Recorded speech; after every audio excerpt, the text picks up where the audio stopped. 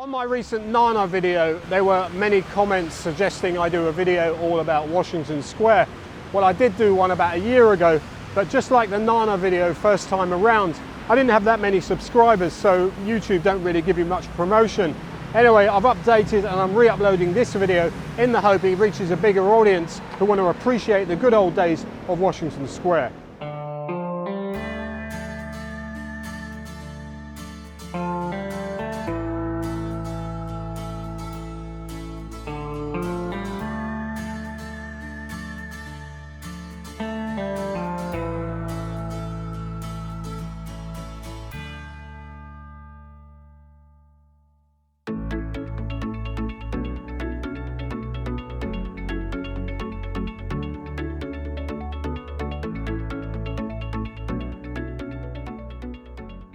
Washington Square was a magnet for guys from all walks of life, from Vietnam veterans, CIA spies, boiler room boys, offshore oil rig workers, crime fiction writers, English teachers, or just downright alcoholics.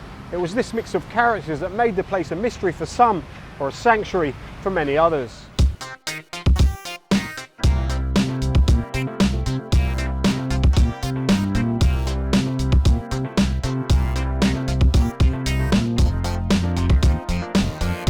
I'm standing where the main entrance to Washington Square used to be here on Sukhumvit Road, and as you can see the lane is still actually marked out. That is where you went in. Straight ahead of you was Mambo Cabaret. Over there on the corner was the Dubliner pub.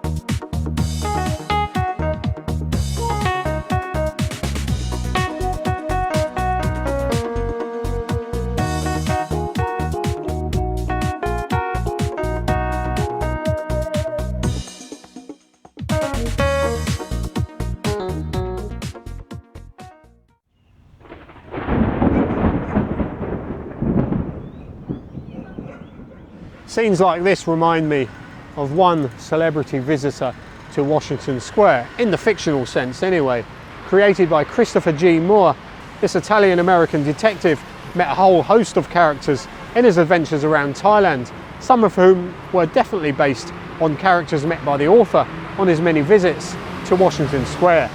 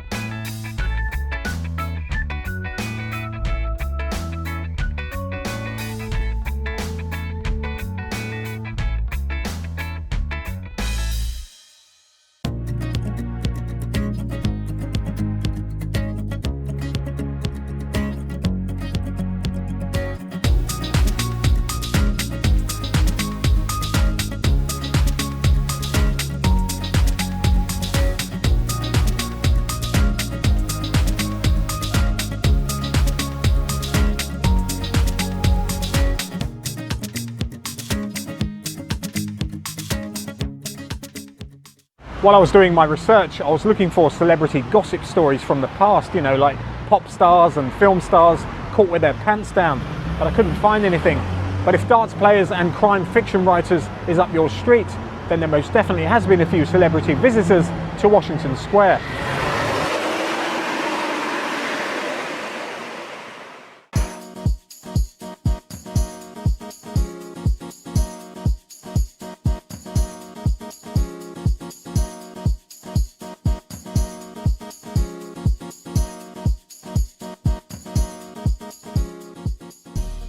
How does it feel to be a refugee of Washington Square? A refugee of Washington Square is exactly what I am, but there's a lot of us out there. Once the square closed, I mean, it's very difficult. Because the square was for veterans and all, you know, guys my age who went through wars or whatever.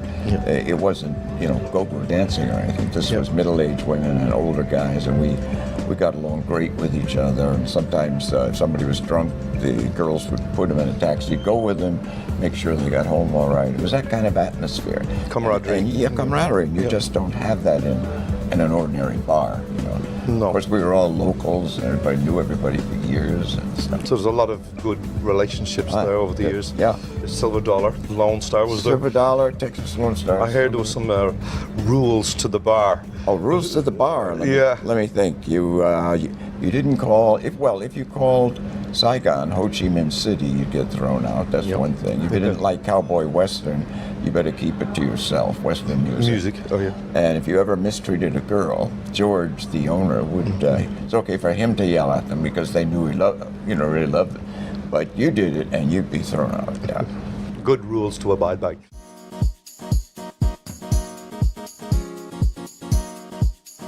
There was a writer called Mekhong Kurt who kept regulars updated with an online blog about the comings and goings of the square, a bit like Washington Square's answer to Bernard Trink.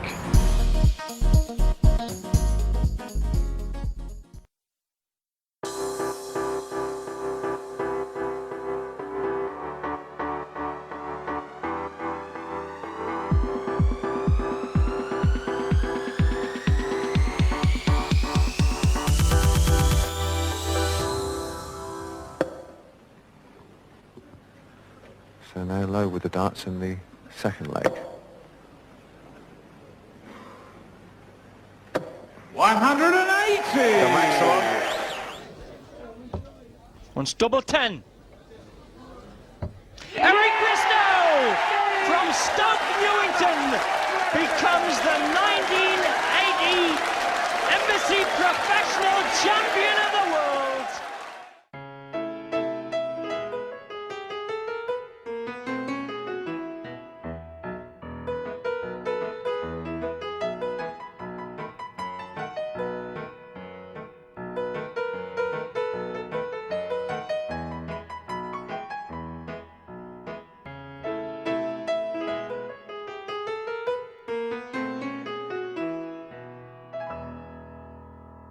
By the time the Wrecking Ball came in 2013, it had long been decided that Washington Square was indeed cramping the area's style. A lot of people left with only memories to look back on. So up goes another commercial development, and that will make 3 shopping malls in the space of 600 metres. Along this stretch here used to be a place called Flyers, and it was a great place where you could play pool, drink cold beer, and a great atmosphere with extra accommodating staff. Further along was a food place called Tips. Now this was so filthy that whenever you went to the toilet and walked past the kitchen, you didn't want to look into that kitchen because you didn't want to know.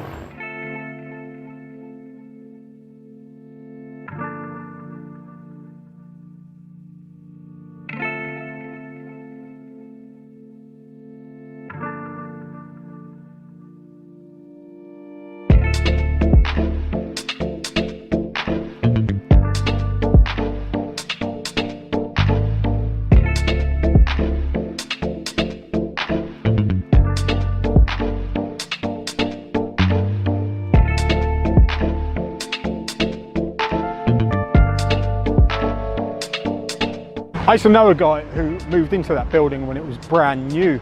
He'd fallen in love with Soi 22 and had his nightlife schedule all mapped out. Anyway, when Titanium opened in 2005, he got addicted to the ice-cold vodkas up in the freezer bar they had. Needless to say, for the second half of every month, he was broke. And dead or alive, I think he's still up there somewhere.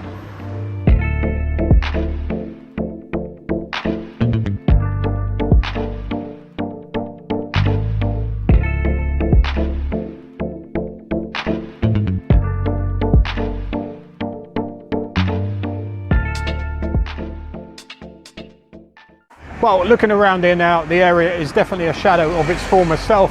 Land prices go up, times move on.